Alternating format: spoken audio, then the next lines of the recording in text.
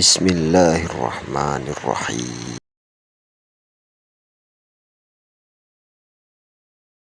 Nama beliau Sa'ad bin Malik Az-Zuhri, sering disebut juga dengan Sa'ad bin Abi Waqqas. Ya, jadi sebenarnya beliau Sa'ad bin Malik, namanya lebih tepat Sa'ad bin Malik. Dilahirkan di kota Mekah tentu, dan beliau berasal dari suku Zuhri. Ya. Ibunya bernama Hamna binti Sofyan bin Umayyah al-Akbar, Ibn Abdul Syams, Ibn Abdul Manaf. Sementara ayahnya bernama Malik ibn Wahib bin Abdul Manaf bin Zuhra bin Kilab bin Murrah.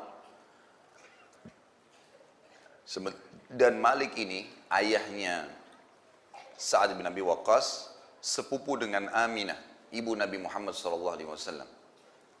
Makanya Nabi SAW sering menyebutkan atau pernah menyebutkan pada saat Sa'ad bin Abi Waqqas sedang lewat di hadapan para sahabat, maka beliau mengatakan, hadza khali falyurini imra'un khalah.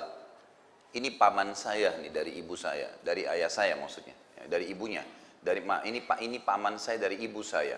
Karena Malik ayahnya Sa'ad sepupu dengan ibunya Nabi SAW. Maka beliau mengatakan, inilah paman saya dari ibu saya. Maka siapapun yang mau memperkenalkan tentang paman dari ibunya, maka sampaikanlah kepadaku. Artinya ini bahasa sederhana, tapi Nabi SAW memberikan kesaksian kalau Sa'ad punya hubungan kerabat dengan beliau SAW. Beliau masuk Islam di tangan Abu Bakar, dan pada saat itu umurnya 17 tahun. Waktu masuk Islam umurnya 17 tahun. Dan ada kisah unik dari masuk Islamnya Sa'ad nih. Ada dua hal. Yang pertama, beliau mimpi. Beliau sempat mimpi sebelum mengucapkan syahadat. Beliau mengatakan, aku bermimpi, aku berada di sebuah kegelapan yang saling tindih menindih. Gelap sekali. Setiap saya membuka mata, berusaha lebih membuka mata lagi, lebih gelap keadaannya. Kegelapan yang luar biasa. Dalam kondisi saya ketakutan pada saat itu karena gelapnya, maka tiba-tiba saya melihat ada cahaya rembulan yang sangat terang. Dan saya mengikuti rembulan itu. Makin saya ikutin, maka makin terang jalan saya. Akhirnya pada saat saya sudah dekat dengan rembulan tersebut, saya menemukan ada 3 orang yang sudah mendahului saya tiba di rembulan itu. Dan saya menemukan di sana Zaid bin Harithah, kemudian Ali bin Abi Thalib dan Abu Bakar radhiyallahu anhum.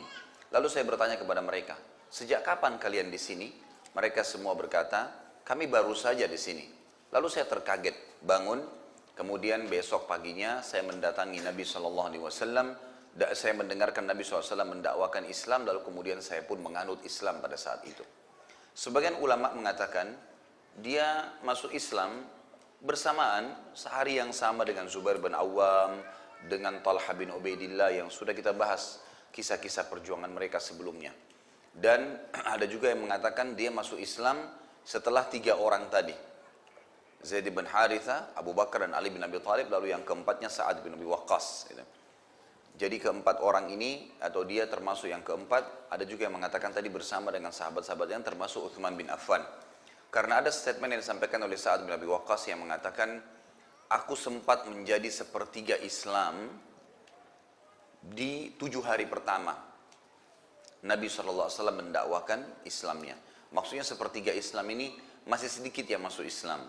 Ya, atau ada juga maknanya adalah dia orang yang ketiga atau yang keempat yang menganut agama Islam itu sendiri.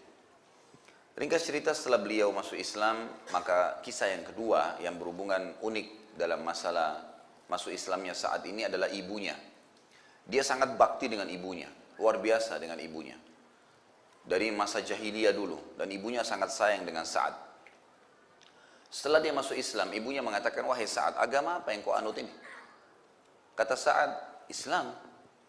Ini mengajak kepada agama tauhid, menyembah Allah yang menciptakan semua termasuk berhala-berhala ini.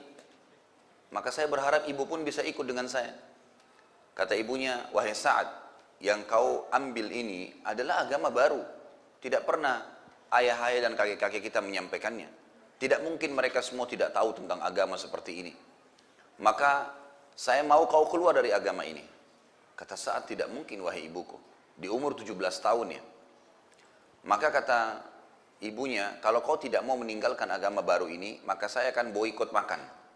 Saya nggak mau makan, saya nggak mau minum, sampai kamu meninggalkan agama itu. Dan biar nanti kalaupun saya mati, orang-orang akan mengatakan saat membunuh ibunya. Dan itu satu hal yang aib sekali, gitu kan. Maka saat pun diam, dia tidak pedulikan. Maksudnya dia pertimbangkan masalah ibunya nanti ini mau makan atau tidak. Dia berusaha menggunakan cara lain dengan merayunya nantinya. Tapi ternyata betul, satu hari satu malam ibunya nggak makan. Hari kedua sudah lemas kelihatan. Kemudian ibunya pun kelihatan lemas, mau dikasih air oleh Sa'ad, nggak mau dikasih makan, nggak mau. Lalu Sa'ad dekatin sambil berkata, membisikkan ibunya kalimat yang luar biasa. Di umur 17 tahun orang baru masuk Islam berapa hari nih? Inilah yang saya bilang tadi, asas keyakinan tuh. Maka kata Sa'ad, wahai ibuku, kalau seandainya engkau memiliki 1000 nyawa, bukan 1, 1000 nyawa, dan satu persatu hilang gara-gara kamu nggak makan dan minum untuk mengeluarkan saya dari agama ini, saya tidak akan keluar. Percuma aja. Biar Anda melakukan ini sampai 1000 nyawa ya, ada cadangan, tetap saya tidak akan tinggalkan. Lalu Sa'ad pun berdiri dan meninggalkan ibunya. Bukan niat durhaka ya, tapi menunjukkan bahwasanya Islam lebih dipilih daripada kekufuran walaupun orang tuanya. Maka setelah melihat keseriusan Sa'ad, ibunya pun akhirnya makan dan minum dan tidak jadi untuk melakukan apa yang dia inginkan tadi. Dan turun firman Allah Subhanahu wa taala untuk Sa'ad pada saat itu. Surah Al-Ankabut ayat 8. Ini yang turun ayatnya untuk Sa'ad radhiyallahu anhu. Allah berfirman, a'udzubillahi minasyaitonir rajim, wa in jahadaka litusyrika bi ma laisa laka bihi ilm fala tuti'huma. Yang artinya, kalau seandainya kedua orang tuamu memaksamu untuk mempersekutukan aku, kata Allah, dengan sesuatu yang engkau tidak mempunyai ilmu tentang itu, maka janganlah engkau patuh kepada keduanya. Jadi ini awal kisah masuk Islamnya Sa'ad.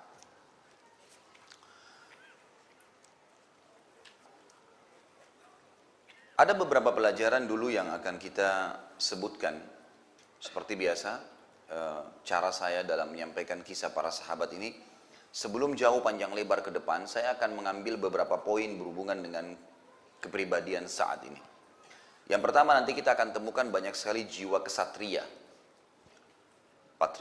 patriotisme. Jadi dia sangat luar biasa dari sisi keberanian. Jadi dia sudah tahu, dia sudah jadikan sebagai pegangan, kalau Allah itu benar sebagai Tuhan, Rasulullah SAW menyampaikan sesuatu yang benar, dan ya, apapun yang dijanjikan nanti di akhirat, benar. Serta tidak ada pintu masuk ke sana kecuali kematian. Maka beliau satu kunci, setiap memimpin peperangan selalu menang karena tidak pernah takut dengan kematian. Apapun tantangannya di depan, dia akan lalui.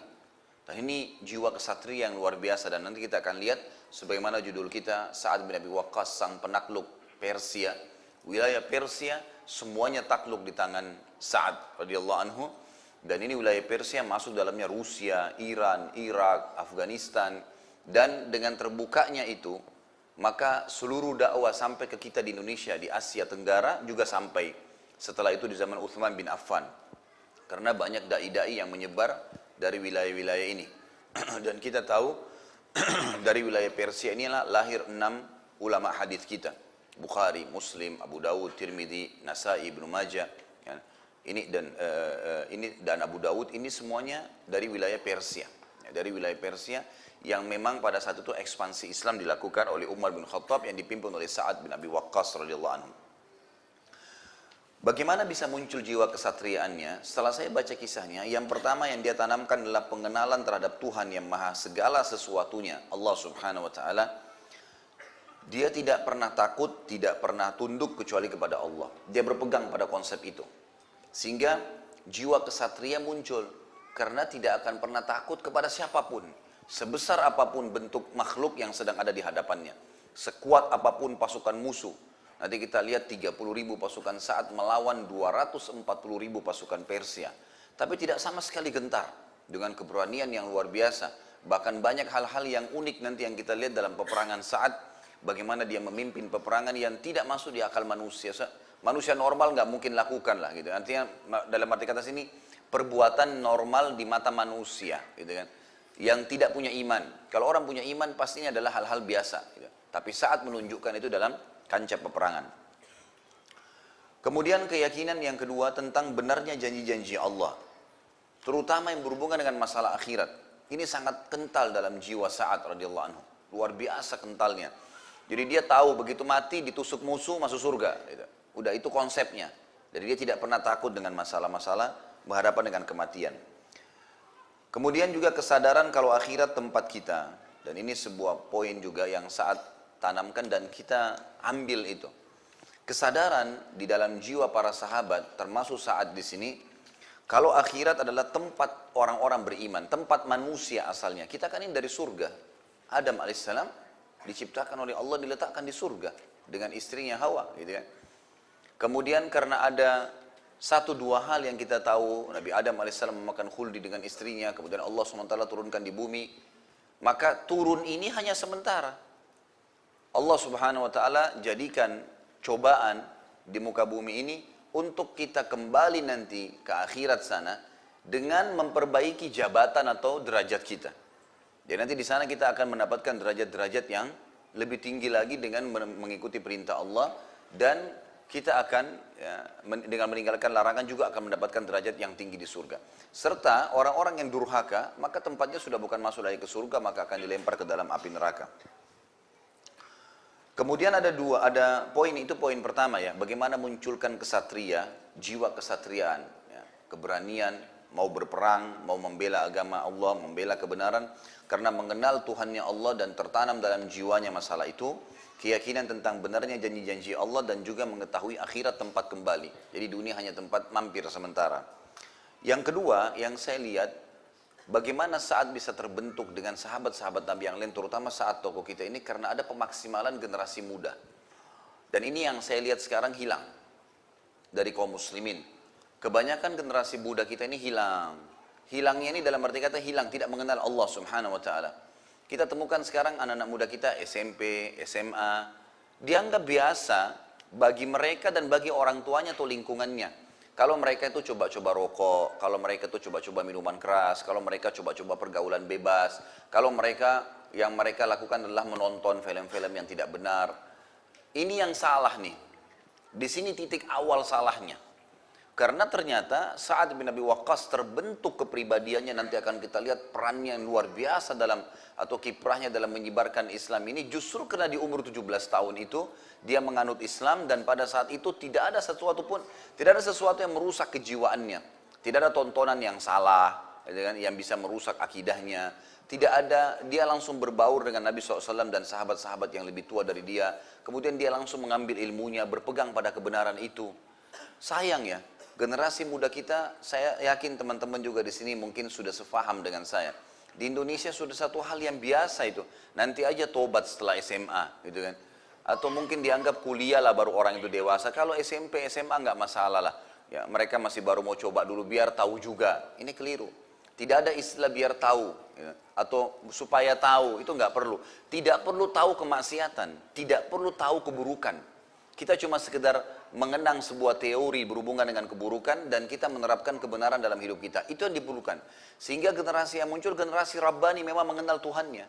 Generasi kita jauh lebih kenal siapa itu Spiderman, siapa itu Batman, siapa itu ya tokoh-tokoh yang dongeng semuanya, gitu kan, dibuat oleh orang-orang non-Muslim, sehingga dan dengan tontonan yang menarik, sehingga akhirnya generasi muda kita bukan lagi mengenal Tuhannya Allah Subhanahu wa taala, terbawa dengan arus kehidupan orang-orang kafir yang memang tidak mengenal Tuhannya.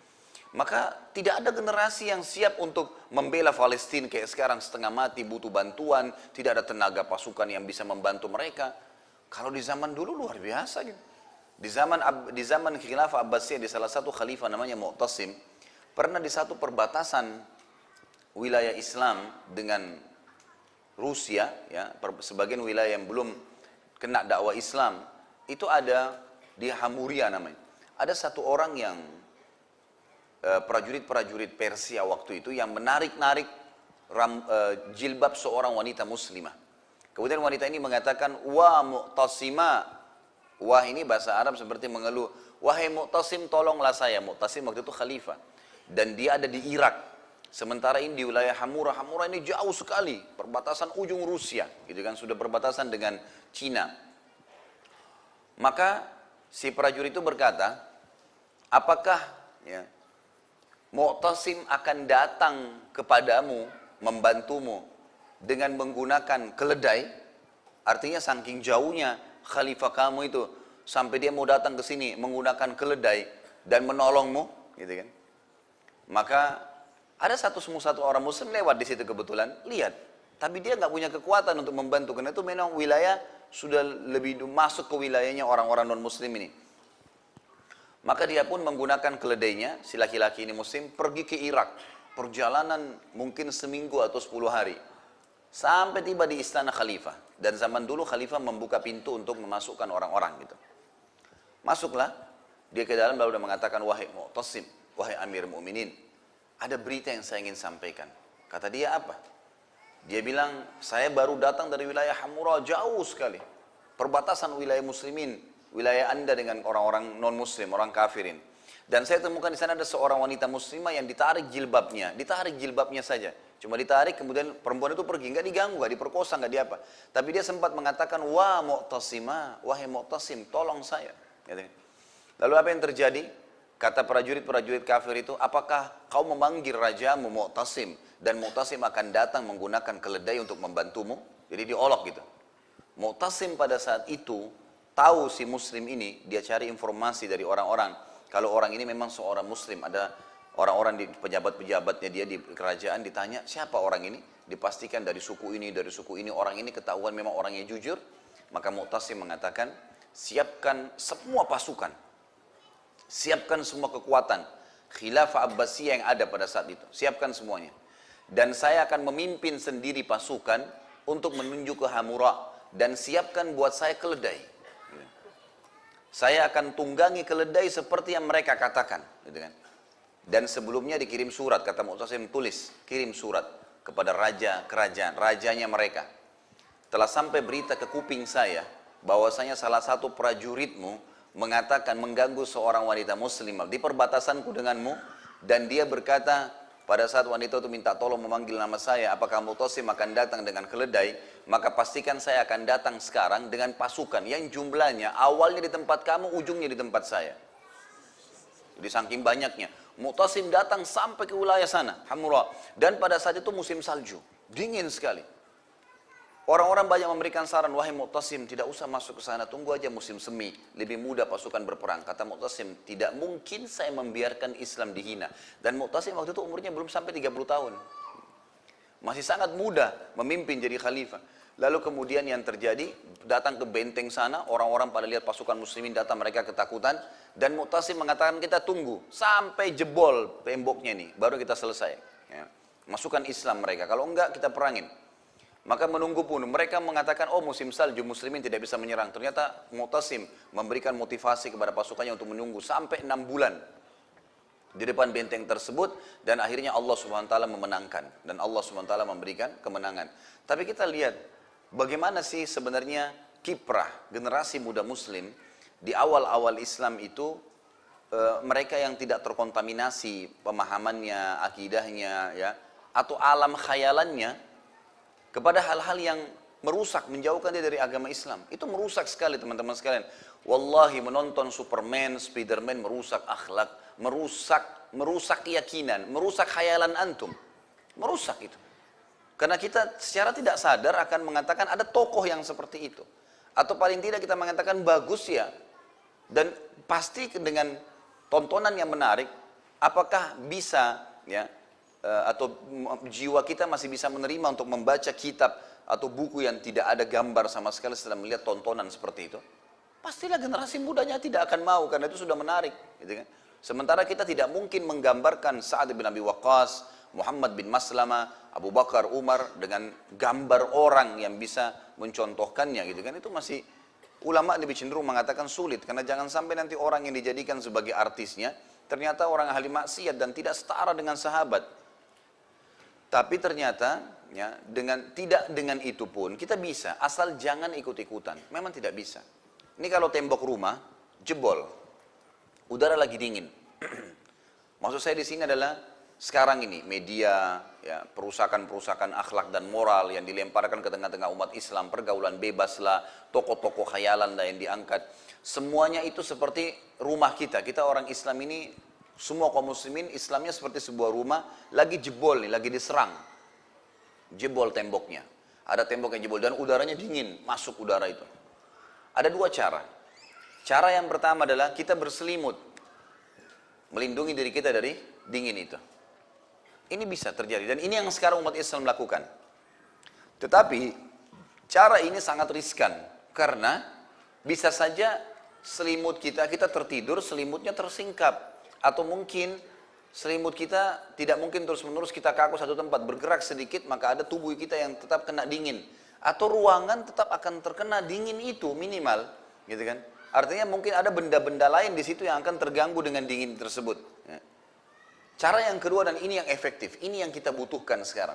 Menutup tembok itu. Ditutup lubangnya. Didatangkan semen, batu bata, ditutup. Sehingga biar kita tidak berselimut pun, tidak ada masalah. Maksud saya begini. Memang media-media sekarang teman-teman sekalian harus ditutup, nggak boleh ditonton. Memang nggak bisa. Tutup itu. Karena kalau antum bilang, oh nggak apa-apa, saya cuma sekedar mau lihat beritanya. Seperti orang pakai selimut tadi. Kira-kira antum bisa tergelincir nggak? Masih bisa. Setelah itu ternyata masuk sinetron, ternyata masuk ini, ternyata masuk itu, ternyata masuk iklan, masih ada. Memang harus ditutup, nggak bisa. Karena kalau kita buka akan ada kenikmatannya memang. Maka seperti tadi kasusnya, pasti akan tercoreng keimanan kita.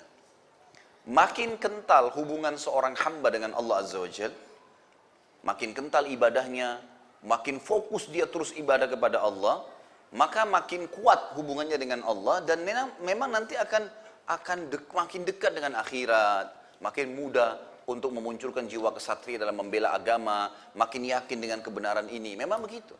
Makanya orang-orang non-muslim tahu tuh, dia cekokin di tengah-tengah umat Islam masalah-masalah seperti ini. Kembangkan hal-hal yang berbau syahwat, kembangkan hal-hal yang melakukan, oh ini masa muda, istilah-istilah, oh ini modern, gitu kan. Lalu kemudian kalau orang dekat dengan agama, oh itu garis keras, gitu kan. Itu teroris, itu begini, itu begitu. Jadi itu kampungan, itu klasik, kolot benar sih, dan seterusnya. Beragam macam istilah. Maka ini harus kita perbaikin nih, karena memang generasi muda ini kapan salah, maka akan salah, semuanya salah. Saya melihat, kalau di Madinah misal contoh, ada beberapa teman-teman saya, Masya Allah, anak-anaknya, itu kalau ketemu satu sama yang lain, yang paling pertama dia tanya temannya, anaknya umur 5 tahun, 6 tahun, sudah selesai belum hafal Qur'annya? Pertanyaan pertamanya itu. Anak kamu siapa namanya? Oh Ahmad. Sudah selesai hafal Qur'annya? Oh belum, baru 17 juz. Yang satu, kamu berapa? Oh saya baru 20 juz. Begitu pembicaranya, anak 5-6 tahun tuh. Itu sudah biasa. Gitu kan? Saya kaget kemarin ada seorang anak kelas 6 SD di Jeddah.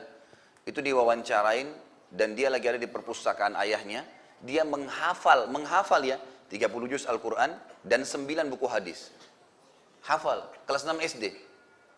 Diwawancarain oleh orang tersebut, kamu bagaimana caranya hafal? Dia bilang, saya setiap pulang sekolah, saya duduk di perpustakaan, saya nggak keluar-keluar, ikutin ayah saya. Karena ayah saya selalu baca buku, saya pun ikut baca buku. Dan ayah saya tuntun saya untuk hafal. Jadi ternyata potensi anak muda ini beda dengan orang yang sudah tua. Dia mau tahu semuanya, gitu kan? Dia mau tahu apa saja dan itu tergerak dengan ghira, dengan semangat yang besar. Jadi mungkin hal-hal yang mustahil bagi kita, tidak mustahil bagi anak-anak yang masih SD, masih SMP. Semangatnya untuk ingin tahu. Bayangkan kalau ini dialihkan ke hal-hal yang lain yang negatif. Maka berbahaya sekali, gitu kan? Apalagi kalau bertemu antara potensi yang lagi berpuncaknya, lagi semangat yang besar dengan mengkhayal. Muncullah pemikiran-pemikiran yang buruk. Kita tahu dalam Al-Quran ada kisah Ashabul Kahfi, kisah anak-anak muda. Disebutkan sebagian athar menyebutkan di bawah 25 tahun umur-umur mereka. Karena mereka beriman kepada Allah, berpegang pada keyakinannya, maka Allah pun selamatkan mereka di gua. Gitu kan? Kita tahu hadis Nabi SAW, 7 orang yang dinaungi Allah Subhanahu Wa Taala, salah satunya anak muda, gitu kan?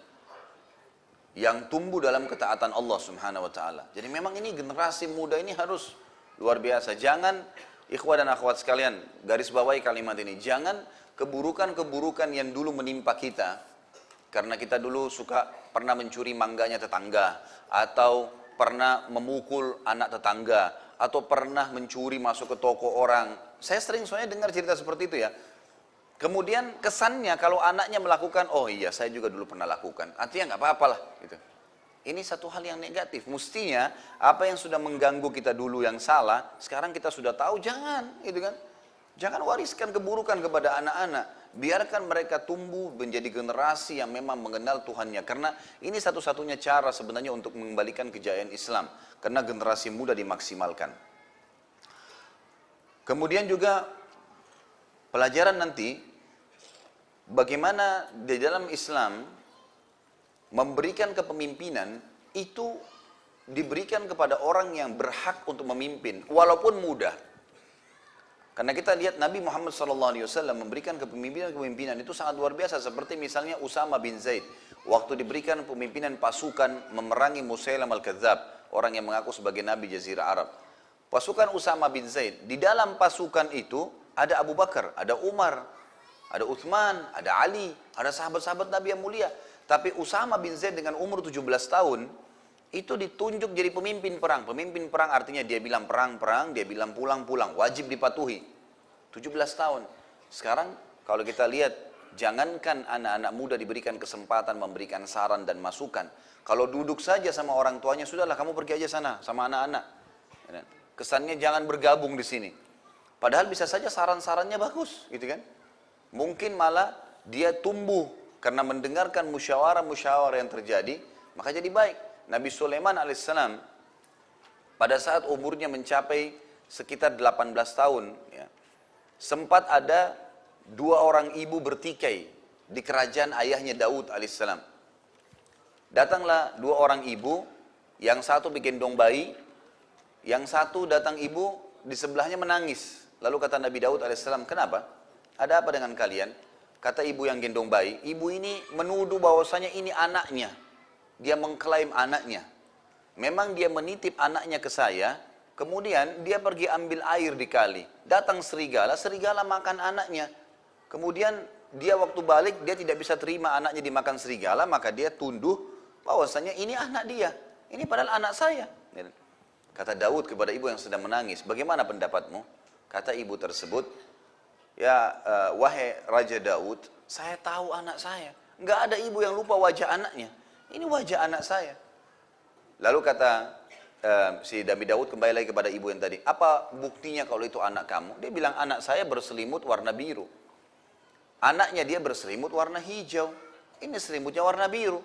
Nabi Daud tanya lagi kepada ibu yang tadi, yang satu yang sedang nangis. Benarkah? Dia bilang benar. Tapi wajahnya ini wajah anak saya. Intinya adalah ribut mereka berdua. Nabi Daud alaihissalam sempat hampir mengambil keputusan waktu itu sebagai raja, sebagai nabi. Ijtihad pribadi, mau mengatakan memberikan anak itu kepada ibu yang sedang menggendong. Karena dia sedang gendong, betul selimutnya warna biru. Ya, yang satu tidak punya saksi, nggak ada saksi.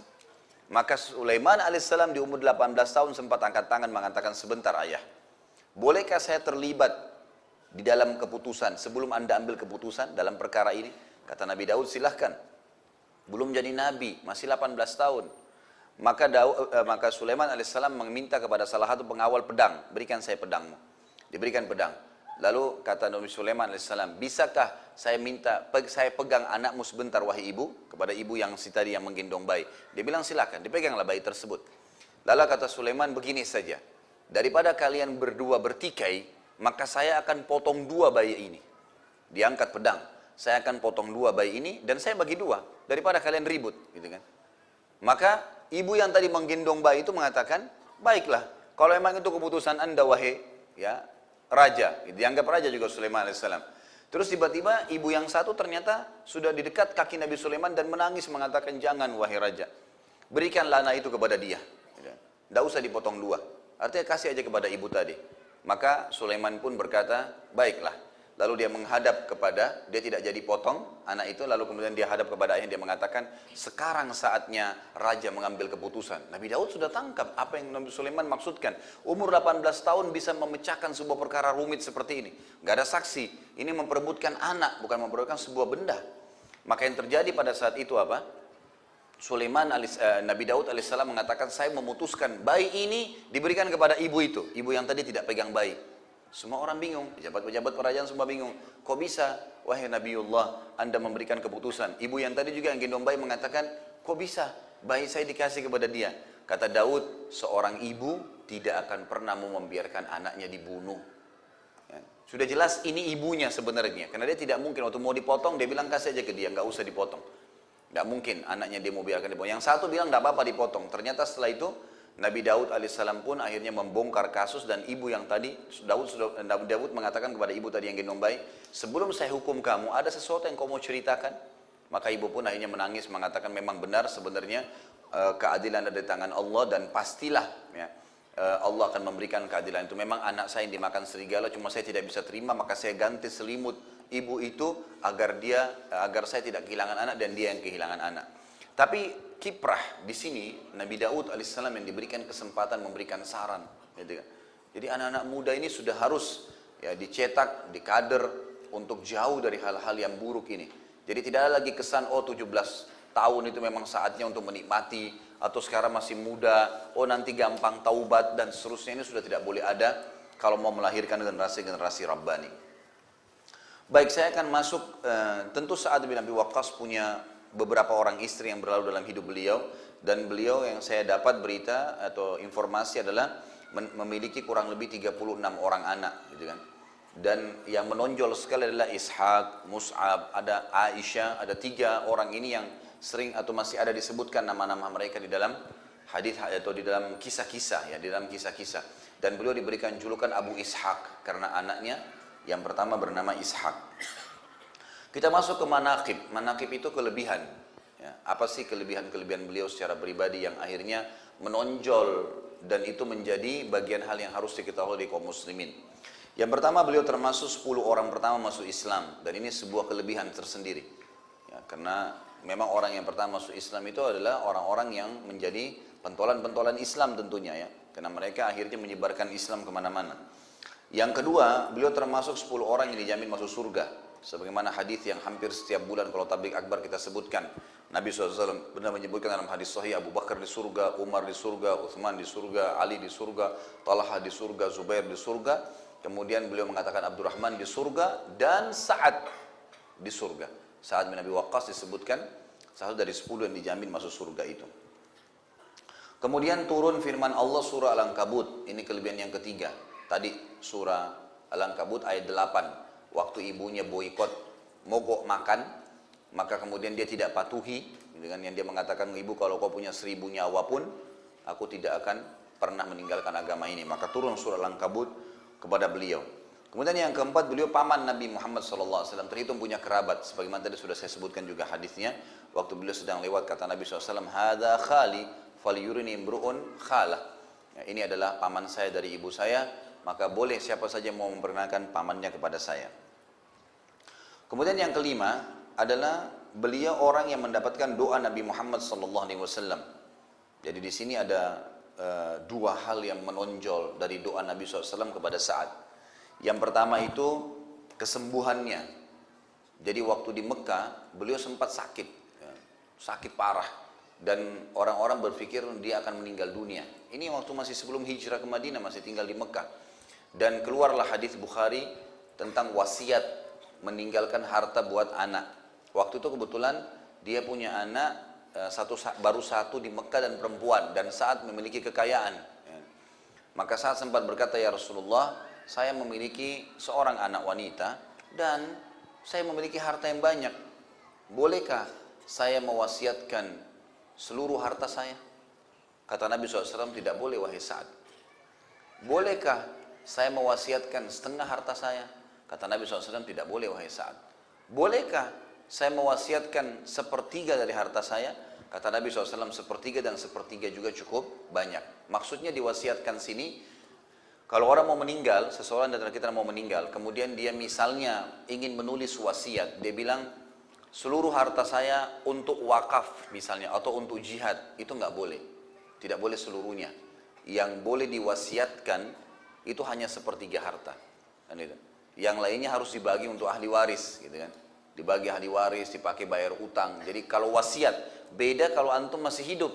Kalau antum masih hidup, kita masih hidup punya 1 miliar misalnya, lalu kita mau pakai semuanya untuk jihad, kita mau pakai untuk bangun lembaga-lembaga Islam, masjid, itu nggak ada masalah kalau masih hidup. Tapi kalau wasiat adalah sesuatu yang ditulis yang dijalankan oleh ahli waris setelah meninggal. Karena ada hak jenazah, ya, ada 4 hak jenazah mutlak.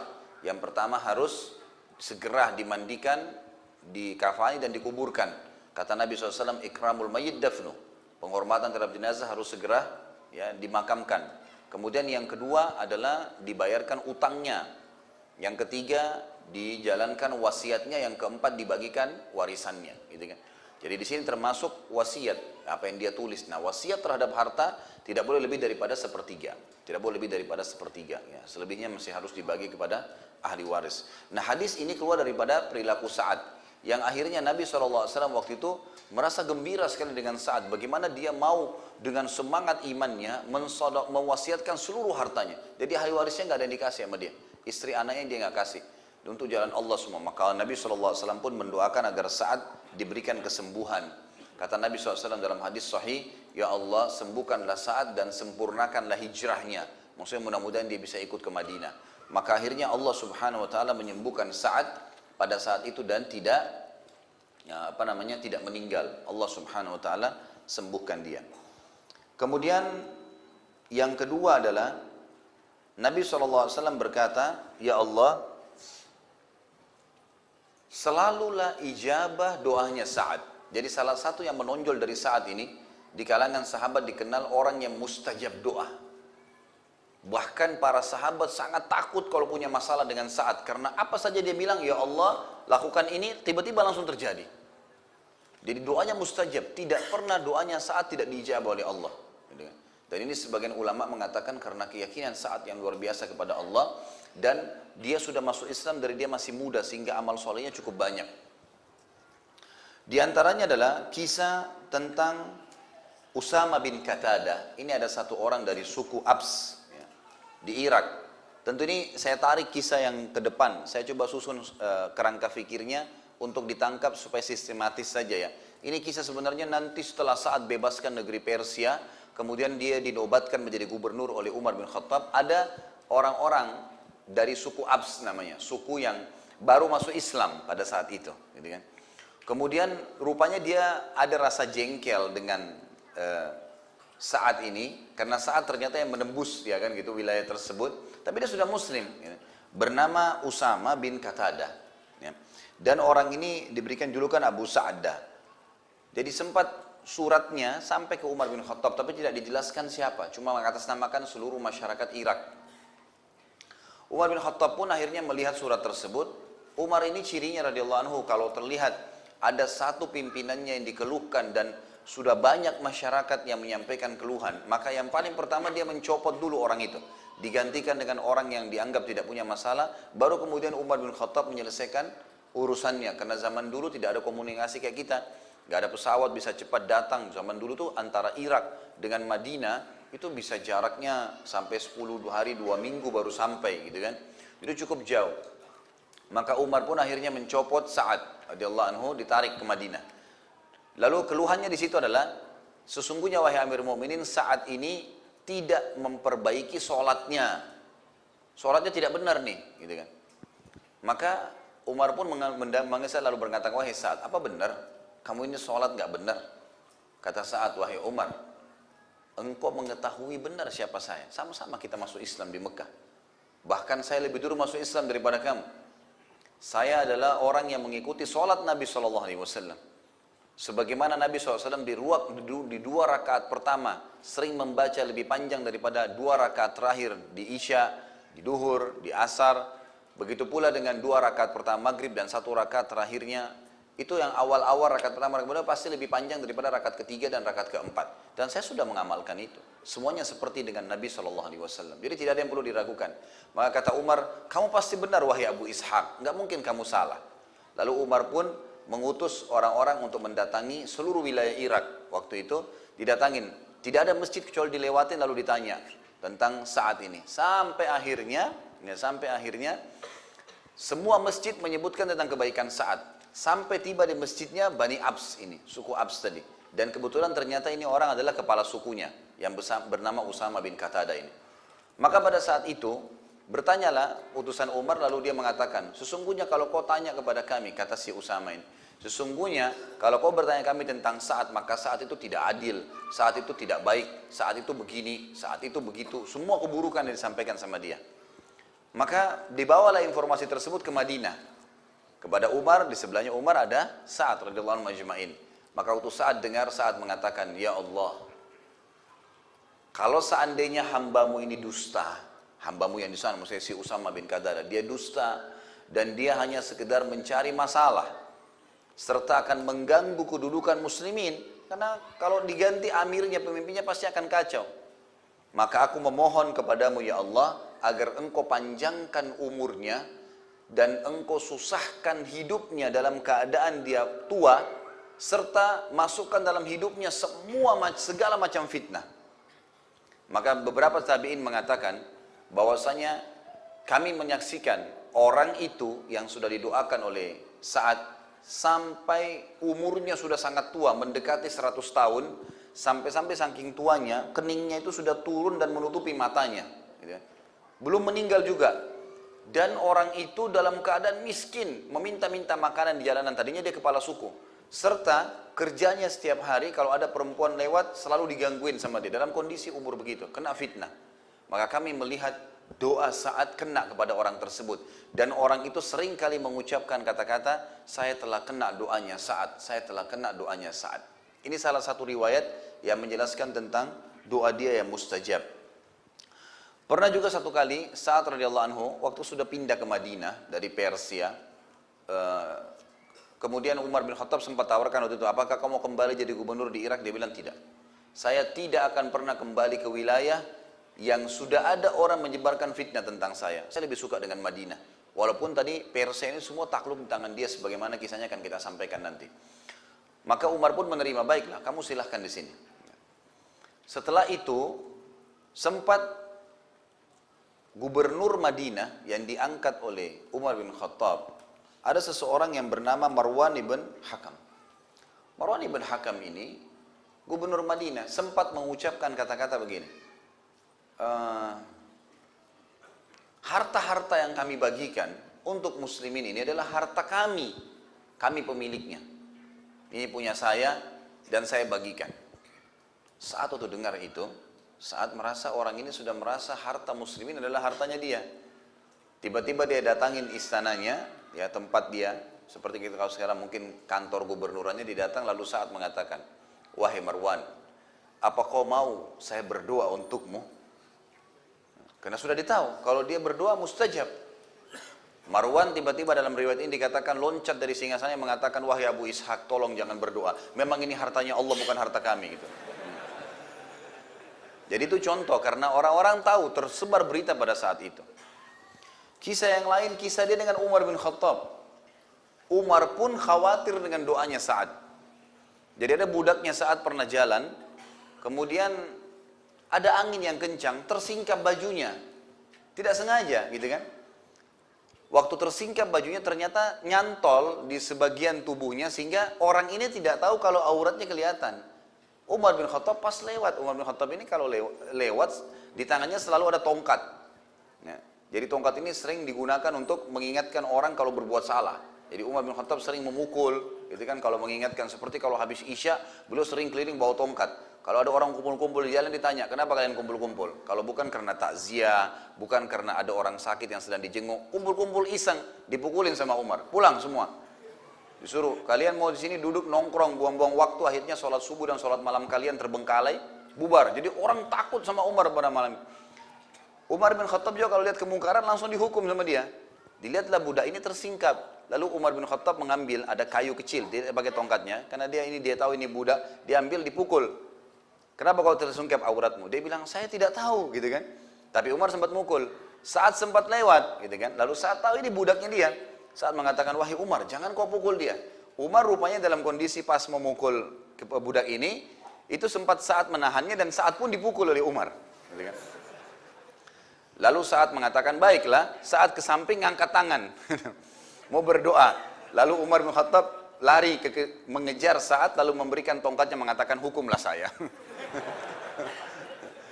Ini silakan kisosnya. Saya sudah pukul dia, pukul saya juga. Karena Umar pun khawatir nih kalau berdoa berbahaya nih. Mustajab doa. Jadi kasus-kasus seperti ini ada terjadi memang dalam kehidupan beliau. Bahwasanya beliau terkenal orang yang sangat mustajab doa. Sehingga membuat orang-orang khawatir sekali kalau sampai punya masalah dengan Sa'ad radhiyallahu anhu. Beliau juga kelebihan yang selanjutnya ya.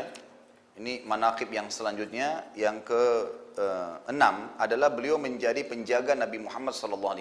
Ini disebutkan dalam riwayat seperti itu. Disebutkan dalam sebuah riwayat, dan riwayat ini tentu kalau antum pegang bukunya di halaman 462, riwayat Imam Bukhari, bahwasanya Aisyah berkata radhiyallahu anha, pada suatu malam Nabi SAW tidak bisa memejamkan mata, maka beliau pun bersabda, seandainya ada seorang laki-laki soleh dari sahabatku yang menjagaku malam ini. Aisyah pun berkata radhiyallahu anha, tiba-tiba kami mendengar suara senjata.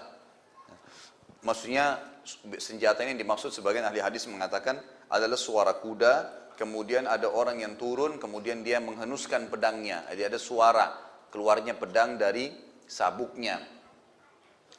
Maka Rasulullah di depan rumah Nabi SAW. Maka Nabi SAW berkata, siapa itu? Kata Sa'ad bin Abi Waqqas, aku ya Rasulullah, aku datang untuk menjagamu. Maka Rasulullah SAW pun tidur dengan tenang sampai kata Aisyah, aku mendengar dengkurannya. Ulama hadis menanggapi hadis ini mengatakan, waktu itu Allah Subhanahu wa Ta'ala sebenarnya ingin menyebutkan fadilahnya Sa'ad. Tetapi fadilah ini dengan hikmah ilahiyah, dengan cara ilahi. Maka Nabi SAW dibuat gelisah pada saat itu untuk tidak bisa tidur. Maka beliau pun akhirnya berkata, coba seandainya ada orang saleh dari sahabatku. Berarti ada dua hal di sini. Nabi SAW memuji dia sebagai orang saleh dan memastikan dia adalah sahabat Nabi SAW. Gitu kan? Yang menjagaku malam ini. Dan tidak tahu kenapa, Sa'ad radhiyallahu anhu bertepatan juga lewat di situ. Dan sempat mendengarkan kalimat tersebut. Maka dia pun mengatakan, ya Rasulullah, saya akan menjaga anda. Maka Nabi SAW pun merasa tenang dengan Sa'ad karena memang kekuatan fisik yang dimiliki dan juga keterampilan perangnya, dan juga ya Nabi SAW merasa aman, dia tidak akan mengganggu keluarga dan seterusnya. Seperti itulah gambarannya. Maka akhirnya Nabi SAW tertidur. Ini termasuk juga ya fadilah yang dimiliki oleh Sa'ad radhiyallahu anhu. Kalau tadi hadis tentang Nabi SAW mendoakan Sa'ad agar diijabah doanya dan akhirnya Allah kabulkan, itu hadis sahih riwayat Tirmidzi dan Hakim, dan itu bisa dilihat di halaman 463 kalau yang mengikuti bukunya ya. Kemudian yang ketujuh, beliau menghadiri semua peperangan Nabi SAW. Tidak tertinggal satupun peperangan kecuali beliau hadiri. Dan beliau punya kiprah di beberapa peperangan, seperti misalnya di perang Badar. Waktu ditanya di dalam sebuah riwayat ini disebutkan oleh Haythami dan Tabarani juga menyebutkan dengan sanad hasan, bahwasanya Sa'ad radhiyallahu anhu pernah ditanya, kapankah mulai doa anda mustajab? Kapan buktinya kalau doa anda mulai diijabah oleh Allah Subhanahu wa Ta'ala? Ini disebutkan dari Amir bin Syu'bi, yang berkata Sa'ad bin Abi Waqqas ditanya, kapan engkau mendapatkan doa yang terkabulkan? Kapan mulai teraplikasi doa Nabi untuk anda itu? Dia menjawab, pada perang Badar. Pada saat itu aku melepaskan anak panah dari busurku di depan Nabi SAW ke arah musuh. Kemudian aku sambil berdoa, sambil melepaskan busur panah tersebut, ya Allah, goncangkanlah kaki-kaki mereka, musuh-musuh itu. Buatlah hati mereka ketakutan dan lakukanlah terhadap mereka, ya, artinya kalahkanlah mereka, binasakanlah mereka. Maka Nabi SAW mengatakan, ya Allah, kabulkanlah doa Sa'ad. Maka pada saat itu pun pasukan muslimin mengalami kemenangan. Kemudian di perang Uhud, pada saat Nabi SAW sedang terdesak, sangat terdesak pada saat itu, dan sudah kita sebutkan bagaimana perannya Talha, Abdurrahman ibn Auf, gitu kan, sahabat-sahabat Nabi yang mulia yang membela Nabi SAW pada saat Nabi sedang sendiri, dan segelintir sahabat saja setelah 43 dari pemanah yang turun dari medan perang, dari gunung pemanah, bukit pemanah, sebelum instruksi Nabi SAW datang. Maka salah satu sahabat dari Talha, ya, dari Ali bin Abi Thalib, dari Abdurrahman bin Auf, yang ada bersama Nabi SAW adalah Sa'ad. Dan Sa'ad ini terkenal sekali ahli panah, ya, ahli panah. Dan ini juga satu hal yang harus kita tahu ya, karena Nabi SAW selalu menyebutkan masalah itu. Ajarkan anak kalian memanah, melempar tombak, menunggangi kuda, dan berenang. Semestinya 4 hal ini menjadi olahraga yang rutin diketahui oleh kaum muslimin. Dan subhanallah sampai sekarang memanah ini walaupun dengan ada senjata-senjata yang teknologi canggih sekarang, tetap memanah itu adalah hal yang selalu digunakan dalam peperangan, tidak pernah ketinggalan gitu ya. Jadi tidak ada kata telat untuk itu. Sa'ad radhiyallahu anhu terkenal sekali dengan panahannya, terkenal sekali dengan, dan panah kalau dia memanah tidak pernah meleset. Ya. Tentu panah ini butuh kejelian, ya, butuh kekuatan otot tangan, ya, ini butuh konsentrasi, memang luar biasa. Maka saat ini, ya, pada saat Nabi SAW terdesak, seluruh muslimin sudah terdesak, tinggal cuma beberapa orang yang bersama Nabi SAW, Nabi pun sedikit sendiri pundak kanannya sudah kena hantaman pedang dari orang kafir, yang beliau mengatakan aku merasakan sakitnya sampai sebulan, kening beliau sempat berdarah, gigi beliau sempat pecah gitu kan. Dan beliau sempat dibantu oleh Talha bin Ubaidillah yang sudah kita jelaskan pada pertemuan yang lalu itu digendong, disokong Nabi SAW sampai naik ke atas bukit. Nah pada saat lagi terdesak, maka ada 2 perilaku, ada 2 kejadian sampai akhirnya orang kafir Quraisy tidak berani menyerang Nabi SAW. Padahal waktu itu sudah terdesak. Nabi dengan sekitar 10 orang sahabat saja, nggak lebih dari 10 orang. Gitu kan. Ini pasukan Khalid bin Walid yang 200 personel kuda. Ini kalau orang pakai kuda sekarang mungkin seperti orang menggunakan tank zaman dulu, ya zaman sekarang. Karena memang dari kepala kuda sampai kaki kuda digunakan besi. Orang yang di atasnya juga begitu, dari kepalanya sampai kakinya semua menggunakan besi. Jadi kalau cuma sekedar ditebas-tebas biasa itu nggak mempan gitu.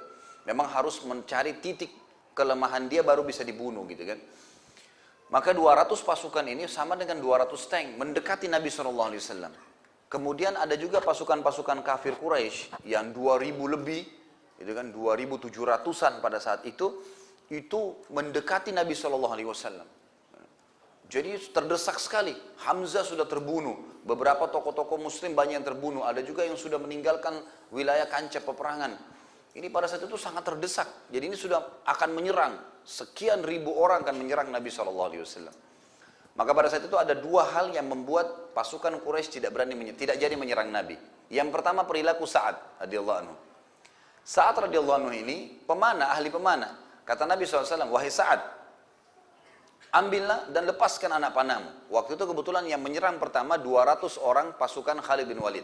Dan seperti saya sebutkan tadi, ikhwan dan akhwat sekalian, orang yang pakai kuda, menunggangi kuda zaman dulu itu susah sekali untuk dibunuh. Karena panah pun yang dipanahin ke mereka, kalau dia pakai baju besi yang tebal, itu nggak mempan. Gitu kan. Harus titik yang memang tidak ada besi di situ. Harus jeli sekali. Maka Sa'ad mengatakan, aku pun akhirnya mendengarkan Nabi SAW mengatakan, wahai Sa'ad, panahlah. Bahkan Nabi SAW mengatakan dalam hadis Bukhari, ya Sa'ad irmi fidaka ummi abi wa ummi. Wahai Sa'ad, aku menjadikan ayah dan ibuku sebagai tebusan, maka lemparlah. Ini biasanya orang Arab gunakan kata-kata ini kalau menghormati seseorang. Gitu kan? Artinya, posisimu setelah ayah dan ibuku adalah orang yang aku hormatin. Seperti itulah. Nah, ayah dan ibuku jadi tebusannya. Maka kata saat saya jadi semangat memanah, karena pada saat itu tidak pernah Nabi SAW menggabungkan ibu dan ayahnya gitu kan, kepada seseorang kecuali saya. Maka saat pun mengatakan saya mulai memanah. Dan setiap kali saya lepaskan panah, saat ini punya kelebihan. Jadi ada orang yang bisa memanah dengan 1 anak panah. Itu pun kadang-kadang masih meleset. Ada orang yang mahir mungkin 1 panah bisa tepat. Ada orang yang bisa memanah dengan 2 anak panah, ada yang sampai 3 anak panah. Jadi 1 kali narik itu 3 anak panah dengan 3 sasaran yang berbeda, gitu kan? Itu yang terjadi dalam yang disebutkan dalam sejarah-sejarah kita. Saat ini termasuk orang yang bisa melepaskan 3 anak panah dengan 3 sasaran yang berbeda, gitu kan? Dalam 1 kali menarik. Ini satu hal yang unik, gitu kan? Maka saat pun mengatakan saya mulai menarik 3 anak panah, kemudian saya lepaskan. Begitu saya lepaskan, mengarah kepada 3 orang dari pasukan Khalid bin Walid, 3-tiganya mati. Padahal ini besi badannya, jadi ada yang tembus kena matanya, ada yang tembus ke titik-titik yang tidak ada besi, pokoknya 3 orang mati. Lalu kata Nabi SAW, lempar lagi wahai Sa'ad. Waktu 3 orang ini mati, pasukan yang 200 mulai tiba-tiba berhenti, memperpelan lambat jalan mereka, saat melepaskan lagi 3 anak panah, mati lagi 3 orang. Sampai 9 anak panah, 9 orang mati, dan matinya tuh mati seketika ya. Biasanya anak panah itu juga kalau sampai pun tembus baju besi, di antara besi-besi yang tebal ada mungkin jaringan di situ, kemudian dia tembus, itu pun dia masih bisa narik, mungkin kalau cuma sekedar kena sedikit. Ini enggak, memang mati, jatuh mati dari kuda. Dan mereka pasukan kuda tahu, kalau sampai tembus seperti ini luar biasa, ahli panah gitu kan. Saat mengatakan, saking besarnya berkah Allah dari perintah Nabi SAW, sampai saya sempat diberikan oleh Nabi anak-anak panah, dan ada anak panah yang tidak ada ujungnya. Jadi ujungnya itu tidak ada, jadi tidak runcing, ya, tidak runcing kalau kita sekarang. Dia bilang saya lepaskan membunuh orang kafir, mati orang kafir yang kena, gitu kan? Ini satu hal yang luar biasa gitu. Akhirnya 200 orang tadi itu terbunuh kurang lebih 10 atau 15 orang dari panahnya saat berhenti nggak jadi nyerang, gitu kan? Ini berbahaya nih, maju bisa habis pasukan, gitu kan? Karena panahnya berat, gitu kan? Maka berhenti yang 200 ini. Sisanya yang 2000 lebih nih. Yang 2000 lebih ini masih ada. Mereka tidak tahu kejadian 200 pasukan ini ada yang terbunuh. Karena mereka dari belakang datang. Ada satu, di situ tokoh Quraisy, ya. Kalau saya tidak salah namanya Jubair. Ya. Saya lupa namanya, ini Jubair bin Mut'im kalau nggak salah. Tapi yang jelas ada satu tokoh Quraisy yang meninggal, dan dialah yang keluar hadis Nabi SAW yang berbunyi, sungguh murkahnya Allah memuncak pada seseorang yang dibunuh oleh nabinya. Jadi Nabi SAW ini bisa dikatakan tidak pernah membunuh, gitu kan? Memang Allah SWT tidak mengizinkan, karena kalaupun dia membunuh, berarti seseorang itu sudah luar biasa kesalahannya. Waktu itu kebetulan orang ini sering berkata kepada Nabi SAW di Mekah, wahai Muhammad, kau lihat nggak kuda saya ini, ada kudanya, memang dia ahli perang. Kata Nabi SAW, iya. Kata dia, saya akan membunuhmu dengan kuda ini, hai Muhammad. Kata Nabi SAW, tapi insya Allah saya akan membunuh kau di kudamu. Nah terjadi itu di perang Uhud. Ini kejadian kedua yang akhirnya membuat orang-orang Quraisy tidak jadi menyerang Nabi SAW. Maka Nabi SAW melihat pasukan 2000 ini akan maju, dan yang memotivasi dia si fulan ini, Nabi SAW mengatakan kepada Ali, berikan kepada saya ya tombakmu. Diberikanlah tombak. Lalu Ali radhiyallahu anhu menyebutkan dalam hadis Bukhari, Nabi SAW pun mundur mengambil beberapa langkah ke belakang, kemudian melepaskan anak tombak tersebut yang membuat kami semua terpental karena kuatnya lemparan Nabi SAW. Jadi Ali bin Abi Thalib dan sahabat Nabi di sebelah Nabi itu terlempar, gitu kan? Melempar dan menuju ke orang tersebut. Dan orang itu dari kepala sampai kakinya semuanya besi. Dan subhanallah ada celah itu di leher dia. Di sebelah leher kiri kanannya yang dia taruh masukkan topi besinya, itu antara itu dengan baju perangnya itu ada jeda yang diikat, yang diisi, yang ditaruh dengan semacam karet ya, semacam kain. Itu di situ. Maka tombak Nabi SAW sempat lewat dan merobek dan memberikan luka di situ. Ya, di luka itu. Maka orang ini pun ketakutan, nyusur darah dan dia jatuh dari kudanya. Dia mengatakan, Muhammad sudah membunuh saya. Teman-temannya datang mengatakan, kau tidak apa-apa, cuma luka sedikit di leher kamu. Maka dia bilang, tidak. Kalau Muhammad datang sekarang meniup saya sudah mati. Gitu ya. Ya, saking takutnya dengan Nabi SAW. Ini tentu antum bisa kembali ke sirah, sudah saya jelaskan di YouTube juga sudah ada. Tapi yang jelas waktu itu dia pulang ke Mekah dan ternyata lukanya memang membengkak dan dia mati gara-gara perbuatan tersebut. Karena perilaku tadi lemparan tombak Nabi SAW membuat musuh orang-orang Quraisy tidak jadi untuk maju. Dan ini termasuk kiprah tadi yang saya sebutkan Sa'ad radhiyallahu anhu, di mana beliau sempat melempar dan menahan orang-orang Quraisy. Pernah juga dalam satu kejadian di perang yang sama, di dalam riwayat yang lain disebutkan, ini disebutkan oleh Imam Muslim dalam kitab Fadhailus Sahabah, saat berkata, ada seorang musyrik yang memporak-porandakan pasukan kaum muslimin.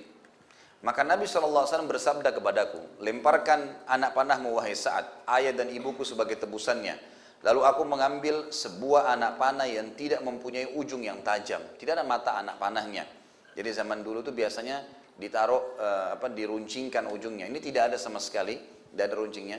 Maka aku melepaskannya karena perintah Nabi SAW dan sempat mengenai kening laki-laki itu, lalu dia terjatuh. Ya. Pada saat dia terjatuh, ada sesuatu yang terjadi yang unik dan terbuka auratnya. Keningnya yang kena, gitu kan? Dia mati, jatuh, auratnya bajunya terbuka, gitu. Maka pada saat terbuka auratnya, Nabi SAW tertawa sampai gigi geraham beliau terlihat. Artinya ini sesuatu yang unik terjadi di kancah peperangan, karena tiba-tiba terjadi begitu, maka Nabi SAW tersenyum dan tertawa. Dan ini peran Sa'ad radhiyallahu anhu di perang Uhud. Juga Sa'ad radhiyallahu anhu melihat malaikat di perang Uhud. Disebutkan dalam sebuah riwayat yang sahih, riwayat Bukhari dalam Kitabul Maghazi dan Imam Muslim juga dalam Kitabul Fadail, bahwasanya saat berkata, aku melihat Rasulullah SAW di perang Uhud bersama dua orang laki-laki yang berperang membela beliau. Keduanya memakai baju putih, aku tidak melihat keduanya sebelum dan sesudahnya. Maka Al-Hafidh rahimahullah, Ibnu Hajar mengatakan, keduanya adalah Jibril dan Mikail sebagaimana dinukil oleh sebagian sahabat-sahabat yang lain.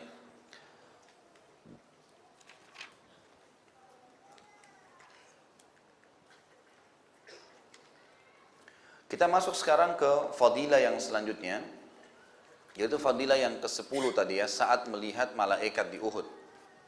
Sebelumnya yang ke-9 perannya di medan perang, gitu kan. Kemudian yang ke-7 tadi menghadiri peperangan Nabi SAW, yang ke-8 anak panahnya tidak pernah meleset. Kemudian yang ke-9 perannya di perang Badar, ya pada saat mendoakan mereka dihancurkan. Kemudian perannya di perang Uhud, ya itu yang ke-10. Bagaimana tadi sudah saya ceritakan perannya di perang Uhud dengan anak-anak panahnya. Kemudian yang ke-11, dan ini yang menjadi sebenarnya yang paling menonjol dalam hidup beliau, adalah pahlawan Persia. Ya, beliau adalah pahlawan di wilayah Persia. Waktu Umar bin Khattab menjadi khalifah di tahun 13 Hijriah, yang paling beliau pertama lakukan adalah melanjutkan sistem yang sudah diperterapkan oleh Abu Bakar dalam pemerintahan setempat, menerapkan Al-Quran dan Sunnah di dalam pemerintahan. Kemudian beliau melakukan ekspansi.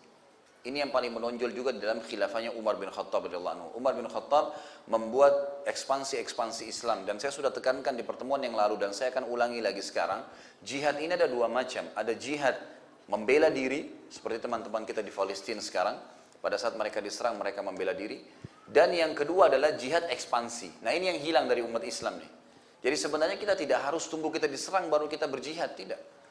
Malah jihad yang menonjol itu adalah jihad ekspansi di zaman Nabi SAW, di zaman para sahabat. Jadi memang pemerintah Islam membentuk pasukan militer yang akan menawarkan Islam kepada wilayah-wilayah kafir, gitu kan.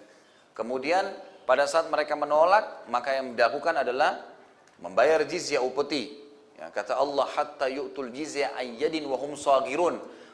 Kepung mereka, kata Allah SWT, tawarkan Islam. Kalau mereka nolak, mereka harus bayar upeti. Hatta yu'tul jizya an yadin wa hum saghirun. Makna daripada sampai mereka memberikan jizya dalam kondisi mereka terhina. Maknanya kata ulama tafsir adalah orang-orang kafir datang sambil berkata, wahai muslimin, terimalah jizya dari kami, jangan perangin kami. Seperti itu. Jadi seperti orang yang ngoyo kepada kaum muslimin. Itu Allah yang perintahkan, gitu kan? Tawarkan Islam, kalau mereka nolak Islam mereka harus bayar jizya, dan bukan kalian yang memohon, mereka yang memohon, gitu kan. Kalaupun mereka menolak jizya, maka kalian perangi mereka. Itu ekspansi. Kita lihat misalnya di zaman Nabi SAW, bagaimana pasukan-pasukan yang dikirim ke Tabuk misalnya, wilayah Tabuk. Kemudian ada perang Mekah, gitu kan, Fathi Makkah. Itu ekspansi namanya, jihad ekspansi. Memang Nabi SAW mengutus pasukan. Peperangan-peperangan Nabi seperti misalnya perang Bani Mustalik, gitu kan. Di zaman Umar bin Khattab juga lakukan masalah itu. Tentu zaman Abu Bakar menyelesaikan fitnah-fitnah orang-orang yang mengaku sebagai nabi, gitu kan.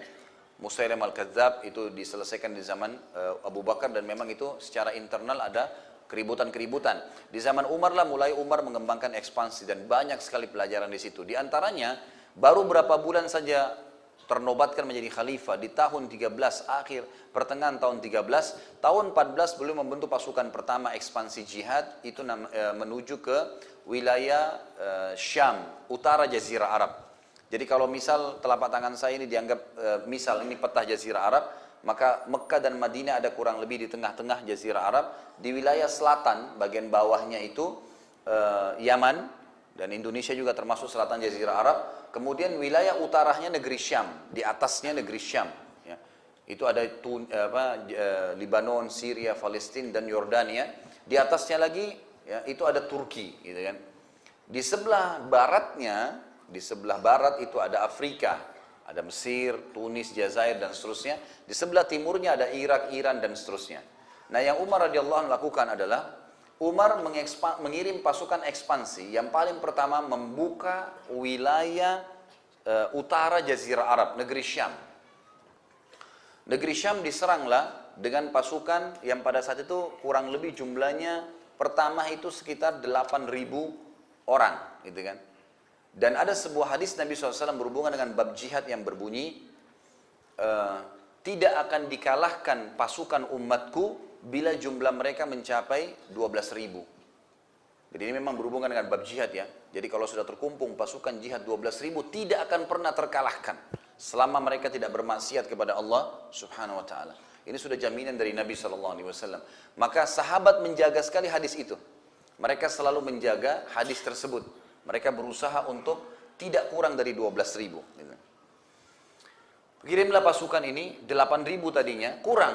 Belum cukup pasukan. Maka pada saat itu, Umar bin Khattab mengirim 4 orang sahabat, diantaranya Mikdad, gitu kan. Kemudian Qa'qa'a, ada beberapa sahabat-sahabat Nabi yang memang bagi Umar satu orang ini dianggap seperti kekuatan 1.000 orang. Gitu. Digabungkanlah di sini. Amr bin As waktu ingin mengekspansi ke Mesir, jadi setelah negeri Syam ditembus, Palestina, kemudian sampai ke wilayah Asianya Turki, itu berhasil dikalahkan oleh pasukan Muslimin yang dikenal dengan Perang Yarmuk. Ya. Perang Yarmuk ini sangat luar biasa karena pasukan Muslimin cuma 8.000 orang sekian itu mengalahkan pasukan kafir orang-orang Bizantium, Romawi waktu itu kurang lebih kekuatannya sekitar 250.000 orang. Dan itu ada cerita sendiri tentunya. Saya pernah jelaskan di kisah Umar bin Khattab radhiyallahu anhu di mana pasukan-pasukan atau prajurit Romawi ini saling mengikat tangan satu sama lain dengan rantai agar mereka tidak lari dari kancah peperangan. Tapi bagaimana perannya Zubair radhiyallahu anhu yang menembus benteng-benteng mereka, mematahkan rantai-rantai mereka dan seterusnya. Yang jelas ada kisah sendiri sampai kaum muslimin memenangkan peperangan. Lalu Amr bin As membawa pasukan 8.000 menuju ke Mesir, mengekspansi Mesir. Akhirnya Jazirah Arab, utara Jazirah Arab sudah bebas, diekspansi, Islam masuk di sana. Kemudian wilayah barat juga, Mesir terbuka, dan seluruh Afrika ini terbuka, dan nanti akan tersebar Islam lebih banyak zaman Uthman bin Affan. Sekarang yang kita ingin bahas perannya saat adalah di wilayah timurnya Jazirah Arab. Irak, Iran, Rusia, Afghanistan, ini semua wilayah yang sangat luas sekali. Ini dulu negara adikuasa, Persia, terkenal orang-orang Persia ini dulu sangat kuat, postur tubuh yang besar, gitu kan, dan mereka penyembah api. Sebelum saya ceritakan kisah peperangan ini, pernah Nabi SAW mengutus utusan beliau waktu beliau masih di Mekah, itu untuk membawa surat ke Raja Persia dan mengajak dia untuk masuk Islam. Tapi waktu itu sempat dia merasa, kenapa kok siapa orang ini? Berani-beraninya memanggil saya untuk mengikut agamanya di sebuah kota, di pedalaman, di Mekah, di padang pasir. Ada apa di sana? Siapa dia? Gitu kan. Lalu dirobek surat Nabi SAW dan sempat dibunuh utusan Nabi SAW. Maka Nabi SAW mengatakan, dia merobek surat saya, Allah akan robek kekuasaannya. Gitu kan. Jadi ini awal kata ulama, rentetan sejarah hancurnya wilayah Persia. Dari doa Nabi SAW. Kemudian di zaman Umar pun menjalankan untuk mengirim pasukan di tahun 14 Hijriah. Beberapa bulan setelah perang Yarmuk mengutus, tapi waktu itu Umar mengirim surat kepada seluruh suku Arab, seluruh Jazirah Arab agar siapapun yang mau jihad silakan ikut. Sampai akhirnya terkumpullah 30.000 orang pada saat itu yang siap untuk ikut perang. Ada yang prajurit ahli perang, ada yang orang partisipan. Kita tahu dalam jihad banyak kan orang yang partisipasi saja gitu kan, ikut. Nanti di medan perang baru belajar gitu. Yang terjadi pada saat itu Umar bin Khattab memimpin pasukan keluar sendiri. Di tengah jalan sempat Umar bin Khattab kurang lebih perjalanan setengah hari dari Madinah, beliau sempat mengistirahatkan pasukan lalu beliau bermusyawarah dengan sahabat-sahabat yang mulia, kira-kira bagaimana nih? Apa saya lanjutkan memimpin perang ke Persia dalam kondisi Madinah memang waktu itu dipimpin oleh Ali radhiyallahu anhu. Ali bin Abi Thalib memimpin Madinah. Apakah begini kondisinya kita teruskan jalan atau saya lebih baik tinggal di Madinah? Sahabat-sahabat yang lain mengatakan silakan Amirul Mukminin, pergi saja, ikut saja, nggak ada masalah. Malah itu kemuliaan, Anda bisa mati syahid. Karena Umar bin Khattab terkenal pernah mengatakan, ya Allah karuniakanlah saya mati syahid. Tapi beliau sempat disebutkan di kota Nabi Muhammad SAW. Gitu ya. Maka Abdurrahman bin Auf mengatakan, tidak wahai Amirul Mukminin, saya tidak melihat itu. Saya pribadi melihat Anda lebih baik tinggal di Madinah, biarkan kami yang melanjutkan perjalanan. Jadi lebih baik begitu. Lalu setelah Abdurrahman ditanya kenapa, alasannya kalau anda sampai terbunuh, kaum muslimin akan terganggu nanti. Siapa yang kira-kira bisa menggantikan posisi anda sekarang? Setelah terkenal Umar bin Khattab berhasil mengekspansi Islam ke wilayah utara Jazirah Arab tadi, sudah menang. Sekarang pasukan ini juga dijanjikan oleh Allah, lebih dari 12.000 pasti menang. Maka lebih baik anda jangan ikut, tinggal di Madinah, gitu kan? Anda tetap memimpin kami dari jauh, dan berikanlah ini kepada salah seorang di antara kami. Lalu Umar pun bermusyawarah, kira-kira siapa nih yang bisa menggantikan saya? Harus orang yang punya kekuatan yang luar biasa gitu. Ini nggak boleh sembarangan menyerang wilayah Persia. Persia ini terkenal ahli-ahli perang semuanya. Itu kan postur tubuh mereka tinggi besar, memiliki tubuh-tubuh yang sangat kokoh gitu. Ya. Maka berkatalah setelah musyawarah si fulan tidak bisa, si fulan tidak bisa. Sampai ada satu orang mengatakan, saya sudah dapat orangnya. Tidak mungkin dia salah gitu kan, kata orang ini. Kata Umar, siapa? Mereka sahabat mengatakan siapa? Terus dia ulangi lagi, saya sudah dapat orangnya. Ini orang yang paling tepat. Sengaja dia membuat Umar bin Khattab dan sahabat-sahabat yang lain perhatian dengan orang ini gitu. Maka kemudian 3 kali Umar tanya, siapa? Ucapkan orang itu. Maka kata orang tersebut, Sa'ad ibn Abi Waqqas, sang pemanah Nabi SAW. Orang yang memiliki tubuh yang sangat kekar. Karena saat ini terkenal orangnya, postur tubuhnya sangat kekar dan kuat. Dan ahli panah. Dan punya strategi perang gitu. Maka Umar mengatakan, kau benar, pilihanmu benar. Waktu itu kebetulan Sa'ad tidak ikut dalam pasukan. Dia lagi ditugaskan oleh Umar untuk mengumpulkan zakat. Keliling wilayah umat Islam, ngumpulin zakat, bawa ke Madinah gitu kan. Maka kata Umar, panggil segera Sa'ad. Begitu datang kata Umar, wahai Sa'ad, aku telah mengamanahkan kepadamu untuk pembebasan wilayah Persia. Taklukkan mereka dengan izin Allah. Gitu. Sa'ad pun akhirnya menerima ya tawaran tersebut.